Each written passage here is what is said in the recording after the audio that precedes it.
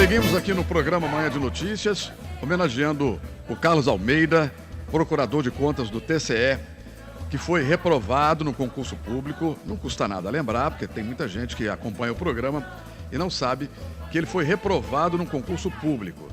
Aí conseguimos eliminar com um juiz que foi expulso da magistratura porque estava vendendo decisão judicial para cocaineiro, para traficante de drogas.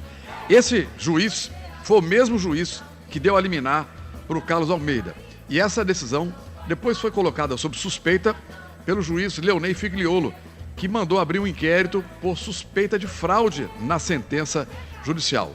Mas aí o Carlos Almeida conseguiu, lá com o amigo dele, Eduardo Braga, era governador, conseguiu que o Estado apresentasse uma desistência de um recurso que ia fatalmente sucumbir para a perda do cargo dele. Mas o Estado foi obrigado, porque o Eduardo Braga deu ordem para a Procuradoria-Geral do Estado, para o órgão que faz a defesa jurídica do Estado, desistir de todos os recursos lá no STJ e no Supremo Tribunal Federal. Ele ia perder o cargo.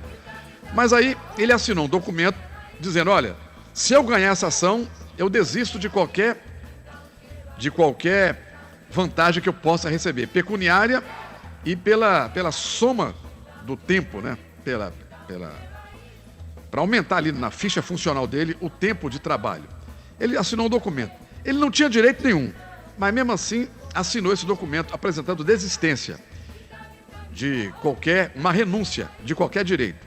Mas mesmo assim ele foi lá, tomou posse no cargo, depois de tomar posse no cargo, esquecendo os documentos que ele assinou, foi lá e disse, olha, Estado, me paga aqui essa bufunfa aqui. E ele fez uma conta e apresentou uma conta de 8 milhões de reais, incluindo honorários advocatícios para ele. Para ele, ele mesmo recebeu o honorário. Olha que maracutaia. E a justiça negou o pagamento. Ele não se fez de rogado, não se fez por vencido, foi lá e pediu o TCE administrativamente que o TCE pagasse a ele. O TCE pagou 4,5 milhões na primeira parcela, e a segunda parcela, quando ia sair, eu descobri e corri lá na justiça, denunciei, fiz a denúncia aqui no programa e fiz uma representação no Ministério Público, e o Ministério Público abriu uma ação civil pública que agora foi julgada pela juíza Etelvina Lobo, da 3ª Vara da Fazenda Pública. Eu vou ler aqui um pedaço da decisão judicial que você vai acompanhar na tela, na página 12. A juíza Etelvina disse o seguinte: o senhor Carlos Alberto de Souza Almeida, já no exercício do cargo, na qualidade de agente público, indubitavelmente, e pela função que ocupa de procurador do Ministério Público de Contas, tinha pleno conhecimento da impossibilidade de ver o seu pleito acolhido, a sua indenização que ele estava querendo em âmbito administrativo, uma vez que a sua nomeação e posse decorreram de ordem judicial, e ele já havia manifestado expressamente renúncia a qualquer direito decorrente da sentença que lhe atribuiu o direito pretendido. Entretanto, ainda assim, agiu de forma temerária e com prática duvidosa quando postulou direitos aos quais ele mesmo já havia expressamente renunciado, sendo que a sua pretensão, requerida no âmbito administrativo da Corte de Contas, gerou os efeitos por ele pretendidos, com ordem de pagamento e recebimento dos valores. Vale destacar que a Corte de Contas, que teoricamente deveria zelar pela coisa pública, especialmente o erário, com fundamento nas regras vigentes e na Carta Magna, artigo 70 e 71 da Constituição Brasileira e artigo 3º da LINDB, no presente caso, ignorou todas as regras jurídicas e jurisprudenciais pertinentes à questão posta, aos quais estão vinculados. Ignorou determinação constitucional de pagamento de débitos do Estado por meio de precatórios, artigo 100 da Constituição, e até mesmo o dever de moralidade e o zelo com o erário estadual, e por meio de uma decisão número 433/2018, uma decisão administrativa do Tribunal Pleno, perpassaram de forma equivocada, com violação às regras jurídicas, todos os limites e vedações que a lei impõe e julgaram pela concessão e ordem de pagamento flagrantemente indevida em favor do ora demandado, Carlos Alberto Almeida. Na ocasião, argumentou nomeação tardia e ignorou a renúncia expressa de direitos.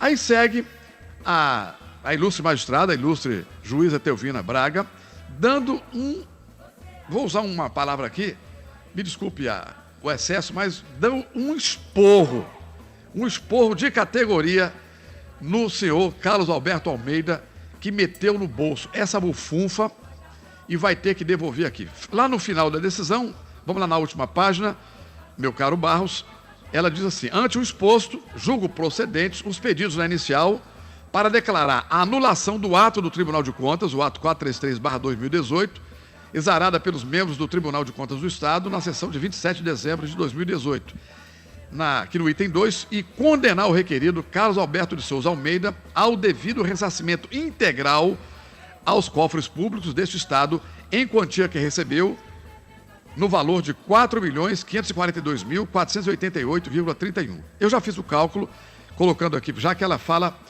que diz assim: outro sim, para fins de incidência de juros e correção monetária, deve ser aplicada como termo inicial a data do evento danoso.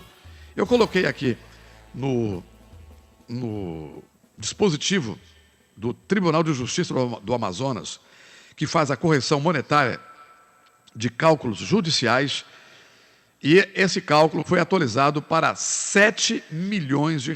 É o que o seu Carlos Alberto Almeida terá que devolver hoje. Se ele recorrer, certamente vai recorrer, mas vai perder, porque é imoral, é indigno o recebimento desse dinheiro. Ele vai ter que pagar uma quantia muito maior. Mas se ele pagar hoje, ele vai devolver R$ 7 milhões. Só para lembrar, gente, o tamanho desse dinheiro, aquele caso lá da compra de respiradores do Estado, que é uma coisa controversa, eu acho que ali aquilo tem que ser apurado com outros olhos, né, olhando como um momento difícil para o país, um momento que estávamos passando por uma pandemia, e naquele momento em que as regras de licitação devem ser analisadas com outros olhos. É importante considerar que tinha muita gente morrendo naquele momento, e se aquelas regras rigorosas, ao pé da letra, aquelas letras frias da lei, se fossem cumpridas naquele momento ali, isso ia contribuir para mais mortes. Esse caso está no STJ e já julgou agora recentemente, considerando esses aspectos da pandemia que o Brasil estava passando. Então eu acho que esse caso ali vai ter outro julgamento, vai ter outro destino. Mas se considerar que por causa de compra de respiradores por R$ 3 milhões, com dispensa de licitação, R$ 3 milhões, 17 pessoas foram presas no Amazonas, busca e apreensão, constrangimento para muita gente, dezenas de buscas e apreensões. Se considerar que aquela compra de respiradores custou 3 milhões, eu acho que o Carlos Alberto Almeida teria que ser preso pelo menos umas 2 vezes. Porque o valor é o dobro. O valor que o Carlos Alberto meteu no bolso é o dobro da compra de respiradores. Respiradores, 3 milhões. Carlos Almeida, 8 milhões. Nesse caso, eu acho que o Carlos Alberto teria que perder o cargo e ser condenado à prisão perpétua. Porque é muito dinheiro para um homem que nós colocamos lá, que fez um concurso público, que jurou defender a Constituição, um homem que mete no bolso 8 milhões de reais, sem o menor pudor, na cara de pau, na cara dura. Esse cara teria que perder o cargo, devolver o dinheiro e ainda pegar uma prisão perpétua, porque é peculato. Entre outros crimes aí de improbidade administrativa e tal, tem o crime de peculato.